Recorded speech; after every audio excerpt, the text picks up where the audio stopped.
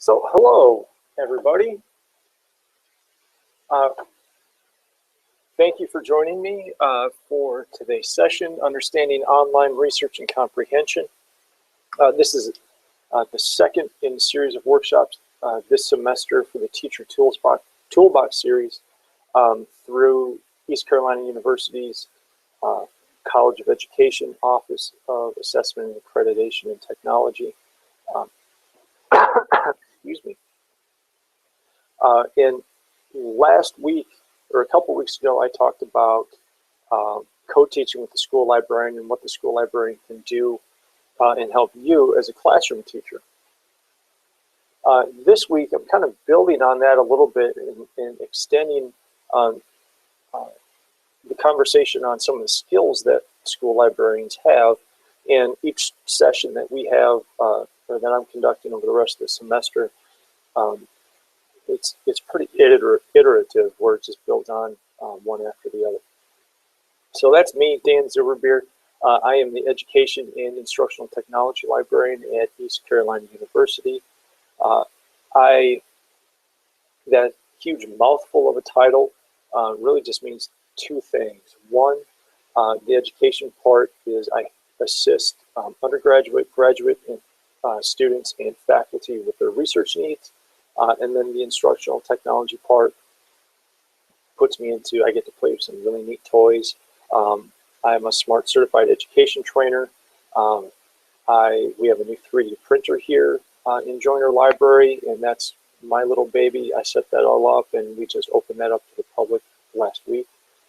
And so that also means with both education and instructional technology, I also do professional development workshops for area educators like today. So without further ado,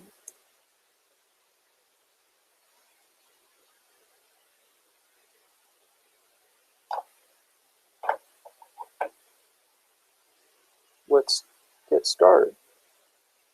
So a little housekeeping at first, how to ask a question. You should see under your video screen a little Q&A tab. Make sure your questions are enabled so you can go ahead and ask your questions. And I've got them set up on another screen. So if you guys see me look off to the left a little bit, or every now and again, I'm just looking for questions. And I'm not staring at dancing penguins or anything like that. I'm just looking for your questions, and I'll answer them as we go. And so when you click on that or enable your questions, then on the little waffle on the screen or the grid box, you click there to ask the question. So you click on that and then click the Q&A again, and then that leads you on the right-hand side of the page. Will pop up what you see on the left-hand side of the page, the questions bar, and then you'll see at the bottom let's see if I can get this out of the way so I can see it. No, I'm pretty sure it asks you to ask a question, and then at the bottom that little box will pop up, as you see on the right-hand side. Type in your question and then click on submit, and then we're good to go. So today's objectives are pretty straightforward, and I took these straight out of the little blurb that you saw in the ECU store when you registered for this session. So the outlining of the framework around online research and comprehension will probably take the most time. And it's not necessarily a new idea on what the difference is between offline research and then online research, and then offline reading comprehension and online reading comprehension. But there's not a lot of people know about it, which is a bit surprising, because the internet as we know it, with web pages as we recognize them today, really started around the mid-1990s. But not a lot of research has been done with online research and comprehension. There are some things here and there, but it's pretty spread out. Not everything falls under the same labels, which I'll talk about in a little bit. And it can be pretty confusing. But hopefully I'll be able to just kind of cut through some of that and point you in the right direction. How your school librarian can help. Of course, we'll talk a little bit about Google and Wikipedia and how they can be used in education. And then, of course, we'll talk about some freely available resources that North Carolina educators have available to them. So the framework I want to talk about comes from the New Literacies Research Lab. They're out of the University of Connecticut up in Stores. They've been around for a little over a decade now, and their sole focus has been looking at and developing theory surrounding online reading comprehension and online research. They actually work with a couple of partners down here in North Carolina. You can see there the State Superintendent's Office, Friday Institute at NC State, and then the New Literacies Collaborative is kind of a branch out of a branch or an arm of the Friday Institute. And I really hope that the Friday Institute is something you're familiar with, because there's a lot of good research going on there and a lot of good tools that you can use in the classroom come out of there as well. So really, the New Literacies Research Lab recently, within the last few years, have really started to hone in their research. And they really talk about two different things. There's new literacies with capital letters, and then there's new literacies with little letters, lowercase new literacies. And the uppercase new literacies are the big, broad, inclusive concepts. This is heavy on the theory, and all of these other little things in research that people do, educators do, academics do, even teachers do with their own action research projects while they're pursuing an advanced degree, or even something that they talk about or notice, or a common theme that they notice in their classroom, and then share that with other educators in their school. Those are the big overarching themes and goals, the uppercase new literacies. The lowercase, those are pretty specific, focused on specific disciplines, explore specific area and or a new technology. So an example of a new literacy would be the use of, say, Google Maps in a social studies classroom or a geography class, or the use of Twitter as a professional development tool, or even the use of Twitter from the student's perspective to share their research and share information very broadly, and that cuts across disciplines. The use of, say, iMovie or Windows Movie Maker to create an object for a class that's the result of research, or the end product of a class project. And so those are the types of lowercase new literacies that they're talking about there. And then from there is where we start to see the trends in those broad inclusive concepts.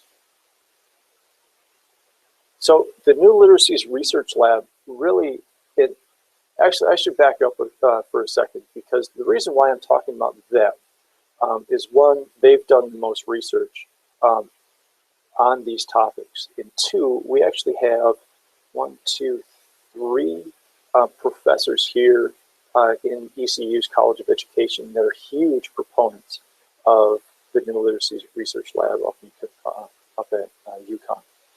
And so, and actually they and I have gotten together and talked about that just to see how the Teaching and Resources Center can actually support their students with some of these uppercase new literacies, and of course the lowercase new literacies as well, because really how we answer some of these two central questions really needs to be applied to teacher education.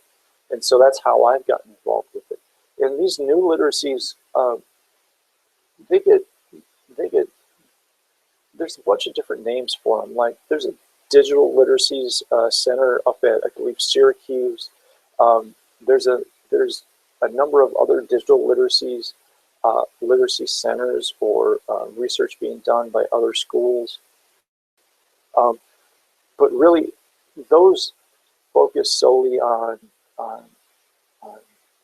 media, and it doesn't really connect the offline stuff to the online stuff in a lot of different ways. And so that's really one of the reasons why I tend to gravitate towards and talk about the New Literacies Research Lab up at UConn, because they try to make the connections between what's going on in offline research in reading comprehension and then online research in reading comprehension. And so these are the two central questions that they ask. What are the new skills, strategies, and dispositions required for both literacy and online learning, especially with the new literacies and online research and comprehension? Then, of course, how can we most effectively prepare our youth for these new literacies? And those are the two broad overarching questions that they ask in all of their research. So their latest research is really what I want to focus on today. Although the vast majority of their research that they publish has been funded by the Department of Education, and so then is open access. They have links to the vast majority of their research on their website, and so you can go to their website, click on publications, and you'll be whisked to a magical page of more reading material than you could ever imagine. But their latest research from earlier this year was published on edweek.org, and it was for the, also published in Reading Research Quarterly. And it showed that there's a complex mixture of reading skills where there's some different things that you need, different skills that you need with online research and comprehension than there is with offline. And those are some of those uppercase new literacies that are starting to bubble up to the top and form some of these broad strokes, broad concepts. And we can see a lot of similarities in isolated contexts, like email, reading an online newspaper, looking at, exactly what you're looking for, and it's on one web page. And so you're just reading through that one web page for the information you need. And so a lot of those foundational or fundamental reading skills are almost exactly the same, whether you're online or in reading online or reading offline with the print material. And so there are similarities. And so their research have picked up on some of these connections, but there's some very important differences. And their research has shown that online reading usually isn't in isolated contexts. It's more centered around inquiry, problem solving, and dissecting and evaluating informational text. And so a lot of reasons why students go online to read is because their teachers send them there. And with some of the newer standards out there, the next generation science standards, and social studies standards, and the Common Core, and even the NC Essential standards have been around since 2011. And they expect students to focus, and teachers to focus more on inquiry and problem solving. And there's more of a focus on informational text. And so what they've noticed is that students are going online and reading to learn. And reading to learn online is a bit more difficult than reading offline to learn. And so what they've identified is really 5 processing practices. Students read online to define important questions, and really defining those important questions, finding the answer to or figuring out how to define those important questions. Really depends a lot on how the problem is framed by the teacher, and then how the student understands that question or that problem that needs to be solved. And so there's a lot of critical thinking skills that actually go into that. So if a student goes online and misunderstands misunderstands the question, misunderstands the problem, they're going to run into a lot of trouble online and be off in a different direction than the educator really intended to. Locating information online, including effective keyword searches, sifting through your search results, hopefully getting past that first page of search results and not just settling on the top search result from a Google search, and then scanning a website for information falls under there as well. And so there's some pretty specific purposes why students go online, especially for academic reasons. And you can really, even if you can relate it to what happens every day. I'll give you an example. I go to YouTube all the time. My washer broke on me a few months ago.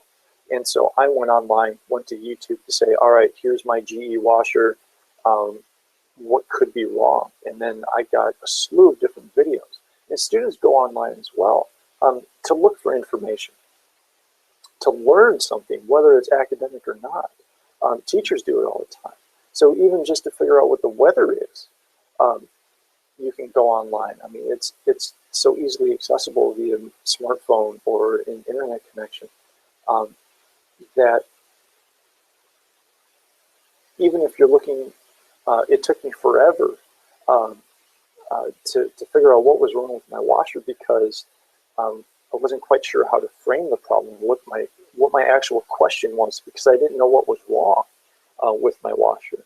And then, of course, after spending hours of looking around online, I still couldn't fix the stupid thing. And so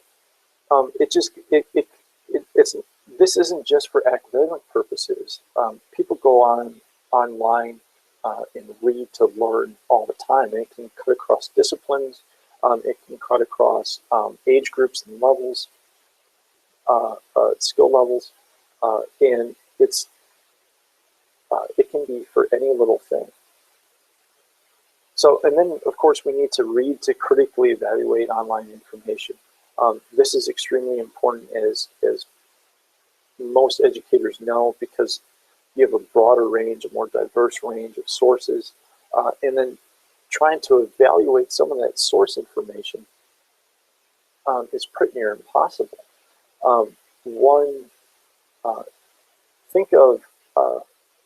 Think of a student who might stumble upon a website like The Onion or the Daily World News Now, I think it is. And so those are satirical websites. And if they don't know that going in, they just might think, oh my gosh, this is unbelievable. Some of the made up stuff that gets thrown on online. And so helping students to evaluate the source of the information, specifically the authority in the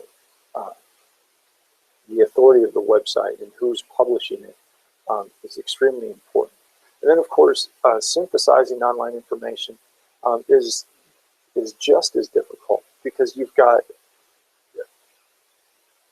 just an amazing array of diverse sources. And going on that same note, I'll give you an example of something that happened to me earlier this week, where I was teaching a class here at ECU, and we were talking about sources and evaluating things online. And one student mentioned blog posts and how they're not reliable and you shouldn't use them. And I said, well, why not? And couldn't really give me an answer other than that anybody could write it, which is true. And it was a sociology question. Violent video games and how that might affect children's aggression. And so I said, well, what about this blog? And I went to Tressie McMillan Cotton's website. She's a sociology professor at the Virginia Commonwealth University, writes about sociology topics on her blog every now and again. And I said, well, since we know this about Tressie MC, which is how she goes, if we know this about this blog, does that make it a valuable source? And the student said, sure. And so evaluating for authority of a website may be just the most important part, and then it helps us synthesize some of that information and know what stuff to pull in to our research. But then again, we also have multiple media formats like blogs, wikis,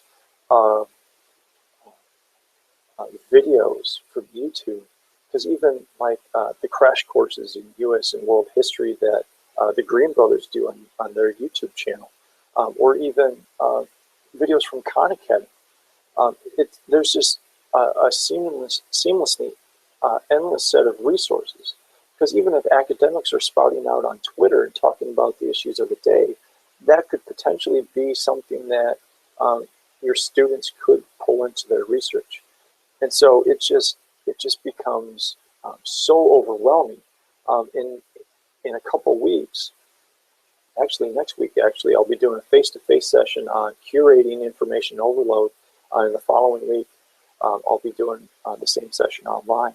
And so hopefully I'll be able to give you guys some ideas on how to cut through all the junk and just kind of sift and winnow it down to stuff that you can really need, or the stuff that you do really need, and then can use for your classes. And hopefully you guys will be able to find some tools and some sources that you can pass along to your students, and some ideas on how to modify that and help them sift through that information overload.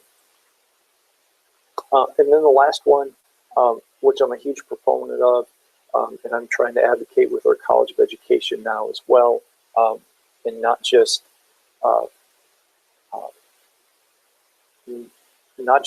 let the end product of your research to communicate your research through just writing a research paper,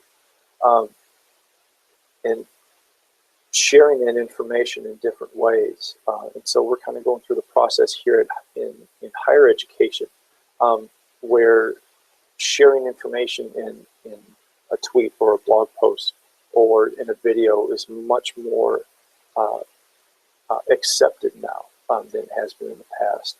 And K-12 is a little bit slower in some parts of the country in accepting that as acceptable work or the end result of a project. But we do communicate online. I'm kind of getting ahead of myself, but we do communicate online to seek information, whether it's on Twitter or on Facebook or any other social media account, to seek out information. As professional educators, I hope part of your professional learning network extends to Twitter and some of these social media forums, where you can just go to your Google group and push out a question and say, hey, I need help with this. And then fairly quickly, somebody's able to get back to you with some information that you'll find useful. And it's the same thing for students. And of course, that array of mediums to communicate in the virtual world, even just from a smartphone, just seems to be endless. There's Yik Yak and Snapchat, and once those fall out of favor, something else is going to come in and take their place. And of course, sharing information is just as important as seeking out information, especially from an educator's point of view, where I'm not the biggest fan of websites like Teachers Pay Teachers, because that information should really be freely shared online, because we want, as a group, to expand the world's knowledge and be able to have a positive impact on our students' learning. And so that's information that should be freely available. But to summarize these 5 processing practices really is students' ability to locate, evaluate, organize, synthesize, and communicate information for a purpose. And that's a very specific summary that that the New Literacies Research Lab used in this article that I'm highlighting. And it just so happens that it's the specific kind of elevator speech that I give to my friends and family who say, well, what do you do as an academic librarian? I help students locate, evaluate, organize, synthesize, and communicate information for a purpose. And so that's why the New Literacies Research Lab really resonates with me as a librarian, as a former school librarian, and as a former high school social studies teacher. And so how can the school librarian help? Their professional standards and the whole evaluation process includes all of these things. The framework for 21st century skills, thinking and learning skills, critical thinking, problem solving, communication, information and media literacy, collaboration, information communication technology literacy, so just basic computer stuff, and then also that expands out into other hardwares as well. And so all of this is built into their job description. And there's correlations to all of these different standards. And so your school librarian is already well versed in these. They may not call them new literacies, but they recognize them as stuff that they already do, especially when it comes to online research and comprehension. And so it connects to the International Society for Technology and Education Standards, the American Association for School Librarians, and all the way on down the list. And so even if you're not sure how easily you can apply some of the stuff that I'm talking about into your own classroom, your school librarian is there to help and guide you. And that's a lot of what I talked about a couple of weeks ago with co-teaching with the school librarian, where that collaboration between the classroom teacher and the school librarian is more important now than it's ever been, just because of that diverse array of sources and resources online, multiple digital literacies, multiple hardware tools and software tools that teachers and students need to be aware of and fairly proficient with in some cases. And so all of these things are already built into your school librarian's skill set and job description. And so one of the things your school librarian will help you with and to integrate some of these ideas is the Big Six skills. The Big Six, it's here in higher education, we have the Association of College and Research Libraries Information Literacy Standards, and then we're moving to this framework of information literacy. And it's heavy on theory. Of course, we're at college level. We really want students to kind of think big when it comes to their research. But the Big Six is kind of a modification for it of those information literacy standards, excuse me, for the middle grades and for the high school. So it starts with task definition. And as I go along, you'll start to see the connection to those 5 processes that I was talking about from the New Literacies Research Lab. So task definition, define the problem, identify what types of information is needed, or just the basic set of, or the scope of the problem. How big or how much research do I need to do? Is it a teeny tiny problem? Is it factual information, or do I need to find something more? Information seeking strategies, finding all possible sources, whether they're print or online, selecting the best sources. How do I tell what is the best source? And then, of course, locating sources and finding information within sources. That's when we start getting to the nitty-gritty. And one thing that, when I was a high school teacher in high school, school librarian, one thing that I talked about quite a bit with my students was the research process itself, where there's really 6 stages to it. And Carol Kulthau did a lot of research on this back in the 90s, came back to it in 2004, 2005, and said, hey, this stuff is still relevant. And I'm not a touchy-feely kind of guy, but it does talk about how students feel in the research process. And even with some of the research that I'm doing in my job, and I'm sure some of the research that you do for your job kind of follows the same process, where you start off with that. It kind of falls in line with these 3 steps here. Task definition. You're unsure of what you're looking for. You feel overwhelmed. You're anxious. And then we start looking for things. You get even more confused because there's so much information. That's stage 2. But then we start to find things and start narrowing it down and revise our searches. And so that confidence level starts to build up a little bit.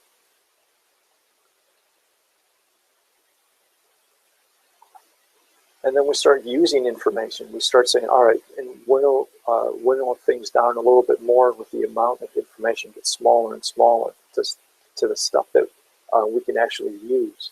And then our confidence gets even greater.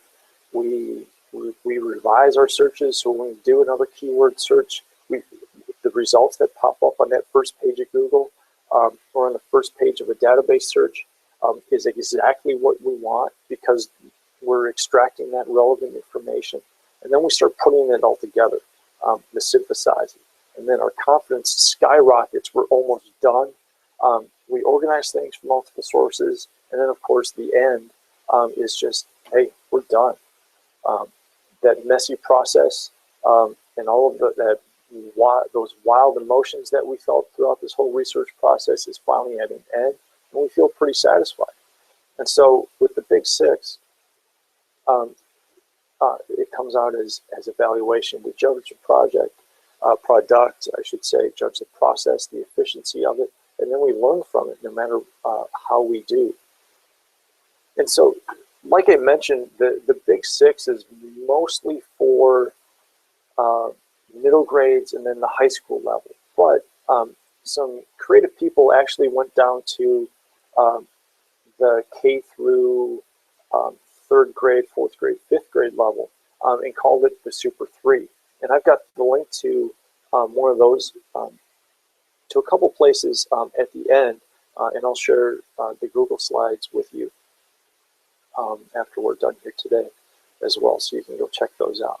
But it breaks it down into just 3 things. And it helps with the attention level of the younger students. Plan, all right, what am I supposed to do? What do I need to do?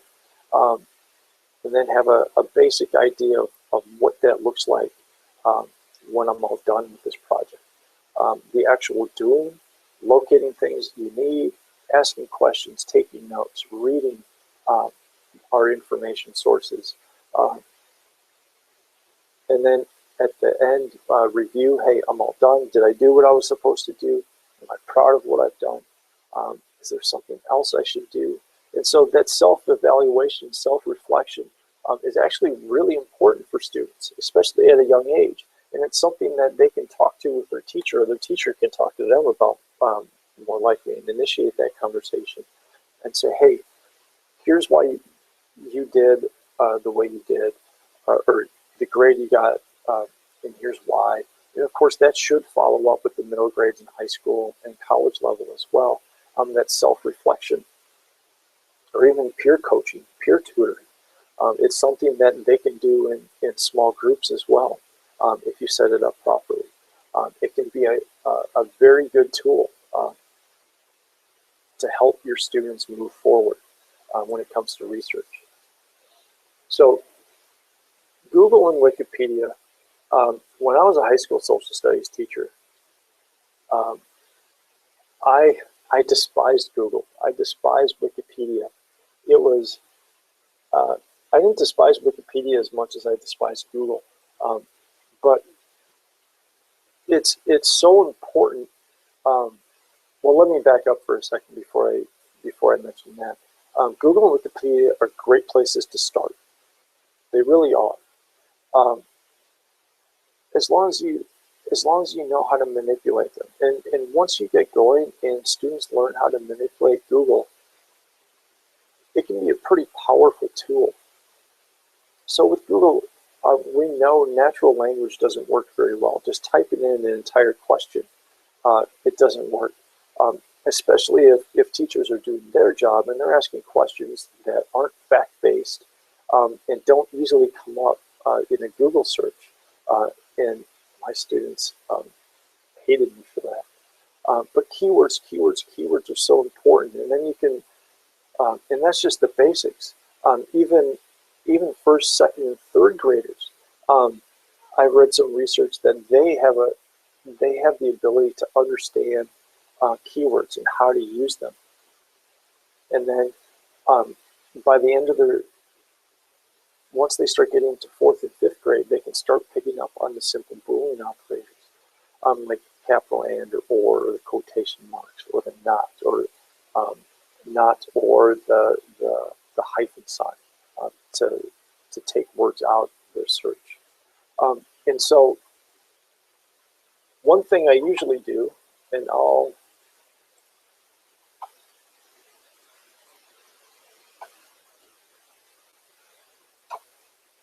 actually Google, believe it or not, Google is not my default browser or search engine. So let me go share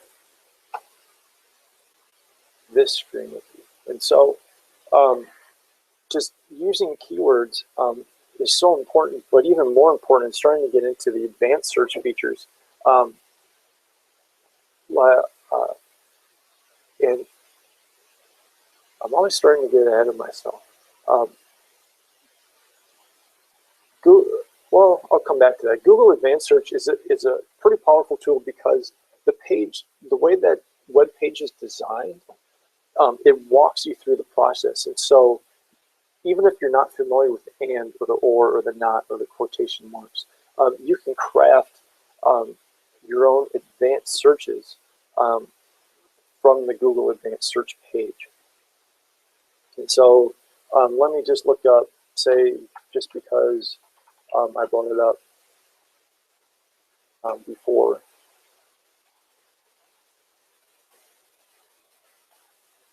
I need to go to Google since it's not my default search engine.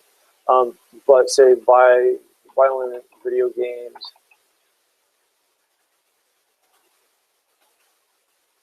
children, aggression. And so unfortunately, Google makes it kind of difficult for you because they don't really give you the option to go to the advanced search page right off the bat. You actually need to do a search first before you can go to the advanced search page.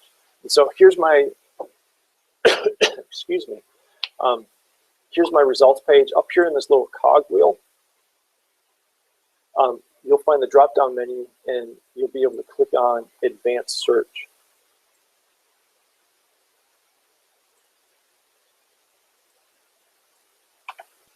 And so it pops up all of these words.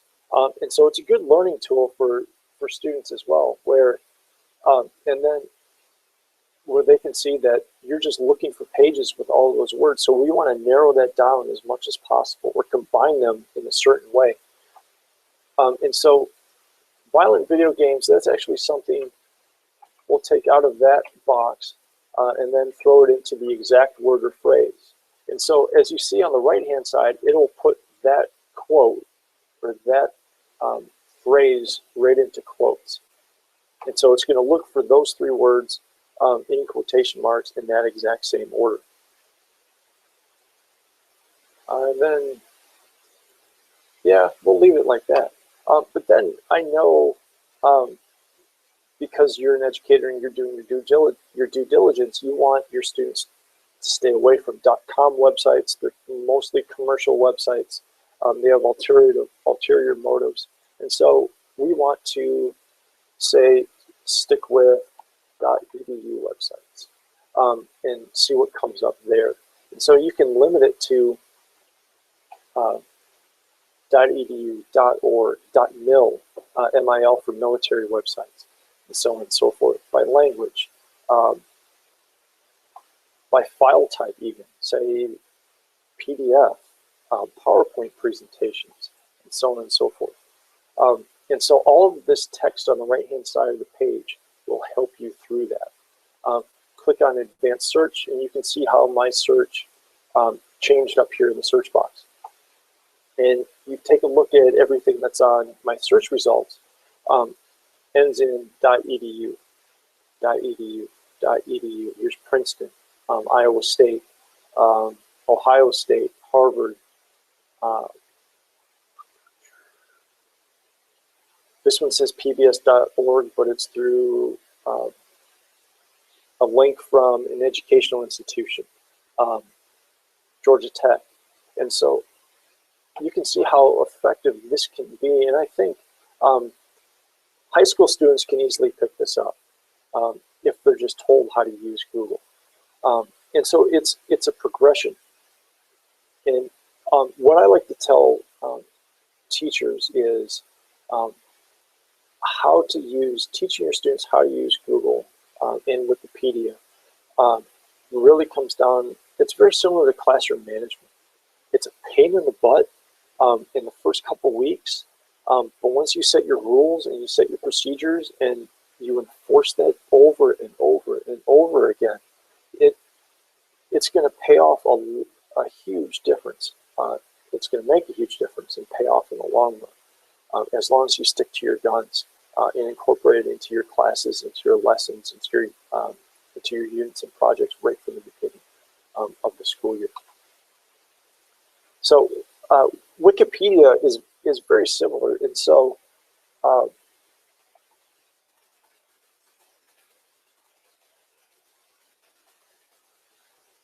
this is one search I did the other day, the violent video game controversy, and you can see that's not Google. That's my default search page. So I'll go to Wikipedia, and this is something I used in class, in a class the other day, where I talked to the students about bias. Wikipedia is great for beginning information. If you're not sure what you're looking for, if you're unsure of the terminology in the discipline that you're working with, or you're looking for other keywords or synonyms, because the big thing of how the internet works, and especially academic databases, is a lot of it's not natural language, especially academic databases, where the terms that you throw into a database isn't necessarily the terms that the creators of that database are going to use. And so we talked about the bias, where the vast majority, I think it's 85%, if I remember correctly, of Wikipedia editors are between the ages of 18 and 49, are male, and male. And so it kind of, there's an inherent bias in Wikipedia articles. And so that's why teachers and educators don't allow their students to cite that information for their research, and rightly so. It's hard to cut through all that. But the great thing about Wikipedia is knowing the rules. So even though it is biased, the vast majority, 85% of people are 18 to 49, and male and white, actually. That was the other demographic I was looking for. It's good to know the rules, because in order to make a good Wikipedia article and not have these headings up in orange boxes saying, hey, we need to make this better, Wikipedia editors need to cite their sources. So all of these footnotes, the 1, 2, here's 10, 11, and 12, those are all citations. And so what I tell students is go to the bottom of the page, the references. And these, in and of themselves, are going to be better than the Wikipedia article as a whole. So, granted, it does cut across a broad and very vast array of different types of sources and mediums. but it'll start pointing your students in the right direction. When you get the older students, I think even by the end of middle school, and especially high school, they can start, and I would encourage you guys to do this, make Wikipedia better. I believe if things haven't changed, you need to be 13 in order to create a Wikipedia account. And it's an introduction into coding as well. It's a basic modified code to create a Wikipedia entry. And so you can make that an assignment.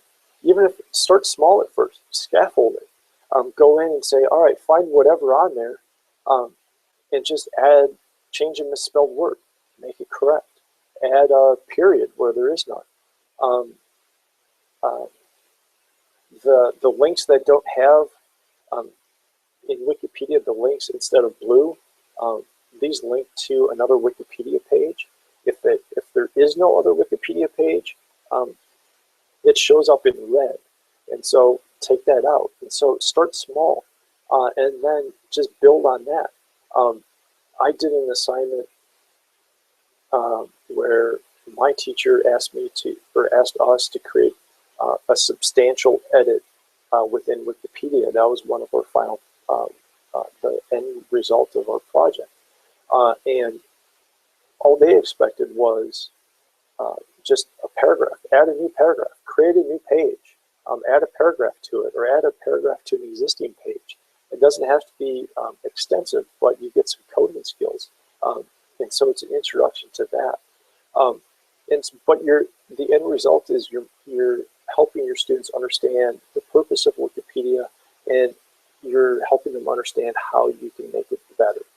And so I think there's some very valuable lessons in there.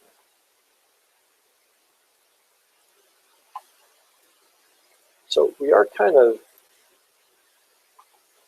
when I was creating this this session, I realized, in referring back to the session description, that I had put together on the page that you guys registered at, I realized, man, I really jam-packed a lot of stuff in there. And really, I did, because now we're kind of short on time with NC WiseOwl and NC Live. So NC WiseOwl is an amazing resource, and I found that a lot of teachers have no idea that it exists. And we need to do a better job here in the College of Education, because a lot of our students, once they graduate, they don't know it exists. And so that's one of my job responsibilities, and one of the things I'm working on this year, is to advertise, hey, you guys have access to this. And so instead of sending your students to Google, send your kids to NC WiseOwl. And just, I'll point out that they do have some amazing staff development webinars to help you guys through become familiar with some of the resources that it has. There's different zones that you can go to, and shows you North Carolina educators have free access to the online version of the Encyclopedia Britannica, Searchosaurus, Kid Search, and I'll throw up Searchosaurus here. It's a kid-based, or it's a database designed for elementary students. And then, but the same thing applies. A lot of those skills that we talked about with the Big Six, and even the New Literacies Research Lab, and finding and organizing, or even to the Super 3, all apply to these databases as well. And then, of course, there's a number of different web resources as well that are vetted by the good folks at the Department of Public Instruction. And we're here in the TRC and Joiner Library, we're also working on updating our educational resources page on our website, and it should be once we're all done with it, it'll be even more expansive than this. How to help, they touch on copyright, which I'll talk about that in a couple weeks as well. How to help your students build citations. Grow Your Online focuses on people and places. And so each of these databases is pretty good and helps give educators a safe option that's free of advertisements, that's free of all these outside influences, and to help your students focus on the research that they would like to do, or you would like them to do as well. So NC WiseOwl, they have, let's go back to the home page here. The middle school, it's a lot of the similar stuff. Student Research Center is another offering that's different from the elementary crowd. More primary source websites, a dictionary as well, the AP images, which are copyright free for the most part, to my knowledge. And of course, there's the high school stuff. And speaking of high school, once they get up to the upper grades, junior, senior level, it's time to, I'd say, to shift them over to some of the more academic databases, which are available for free for all residents of North Carolina on NC Live. So it's basically what you would find at the library in those databases, and a lot of the databases that they'll encounter once they go to college are in NC Live. If they go to a public university in North Carolina, this is a part of the consortium of public universities in the state library here in North Carolina, where we purchase all of these databases together. And so doing that, we get some pretty good deals. K-12 gets the benefit from it because then they don't really, it doesn't really come out of their budget. And so you can search by subject, and of course there's teacher resources as well, some K-12 stuff, Art NC, a video collection, and of course ProQuest Research Library is an academic database, but then these SIRS ones are more geared towards the high school level. So there's a lot of options other than Google that your students can use that are freely available to you and them, not just at school, but also at home. And so NC WiseOwl, you can get access to it from home. You just have to ask your school librarian or your district technology coordinator for the password to get access to it from home. But your school's computer should automatically allow you to search and get in there. So I know that's a lot of information in a very short amount of time, and I didn't really get to dive into NC WiseOwl and NC Live as much as I would have liked. I think in the future, when I do this session again, either next semester or next academic year, I'll probably split these two out and talk, maybe go a little more in depth about the new literacies research with online reading and comprehension, and some of the information or the reading gaps that they found. Like you would be surprised that some high poverty or students in high poverty areas actually perform better on online reading tests than they do on more traditional print-based reading tests, which is a fascinating result. But even kids with ADD or ADHD do a little bit better on online reading because it's like short snippets. Go to a website, kind of skim through it, look at what you're doing, click on it, go to something else, find what you're looking for, click, go to something else, and so it keeps their attention span, or those that amount of time in between clicks fits into their attention span, and so their comprehension rate actually goes up a little bit. But some of that research is still fairly new, and I don't think that those results have been replicated yet, but it will be interesting to watch. So there's my contact information. If you have any questions about today's session, please get a hold of me. There's not a link, but there's the URL for the evaluation of today's session, so you can evaluate how I did and give us some feedback on some topics that you might like to see in the future. And then there's I didn't get a chance to finish it. It's in progress, but if you're looking for CEUs for attending this session, I do have a short kind of quote-unquote quiz to send out to you, and I'll send that out to you either later today, tonight, or tomorrow morning. And if you paid attention today, it should be pretty easy to answer those questions. And I'll send you the link to my Google Slides that I used today, and the link to the archive video of this session. And you can use those to help you answer those questions on that little quiz. And we'll record that, and once you and help you get your CEUs that way. I know the questions today weren't very active. I didn't see any pop up.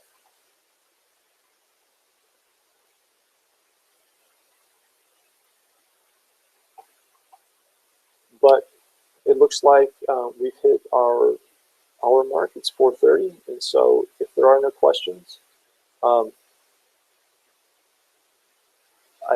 good to go. If you guys are good to go. Have a great day, everybody. Thanks for stopping by, and I hope to see you at one of my future sessions this semester.